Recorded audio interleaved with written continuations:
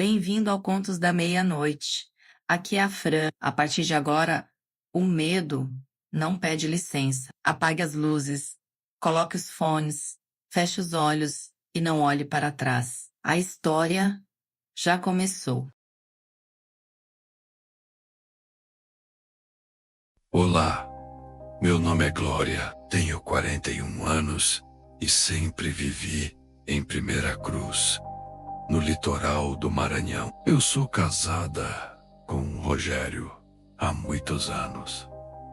Essa história é dele. Ele me contou há muito tempo, mas eu quero que mais pessoas escutem, porque até hoje ele não sabe o que foi que encontrou naquela madrugada. Tudo aconteceu em 2007. Era noite.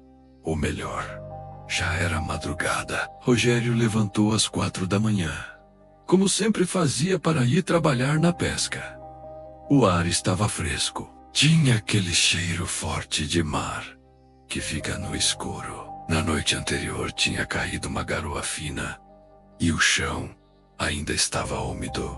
Ele vestiu a camisa velha de pesca e pegou a lanterna de mão, toda batida, mas funcionando. Depois desceu pelo caminho que leva direto à praia, comendo um pedaço de pão que tinha sobrado do dia anterior. A praia, naquela hora, estava deserta. Só o som das ondas, um grito distante de ave e o barulho dos próprios passos na areia. Na metade do caminho, ele notou algo estranho. A uns 15 metros do lugar onde costumava deixar o barco, ele viu um vulto se movendo na areia. Aquilo não parecia sombra comum, parecia escavar. Se mexia de um lado para o outro, como se estivesse abrindo um buraco, frenético. A primeira coisa que ele pensou foi: cachorro de rua. Um desses que descem atrás de resto de peixe. Mas naquela madrugada, não tinha barulho de cachorro, nem gato. Nada. O silêncio estava errado. Ele pensou em voltar, mas a curiosidade falou mais alto. Ele aban. Ou o vulto continuava cavando, jogando areia para os lados, como se estivesse desesperado, como se estivesse farejando alguma coisa muito funda. Rogério ficou observando por alguns segundos, tentando acostumar os olhos. A forma não parecia normal. Não era um cachorro comum. Era maior, mais largo. O lombo parecia brilhar, mesmo com pouca luz. Quando ele acendeu a lanterna, a luz bateu direto na coisa. Parecia um cachorro, mas não era. O vulto continuava cavando, jogando areia para os lados, como se estivesse desesperado, como se estivesse farejando alguma coisa muito funda. Rogério ficou observando por alguns segundos, tentando acostumar os olhos. A forma não parecia normal. Não era um cachorro comum.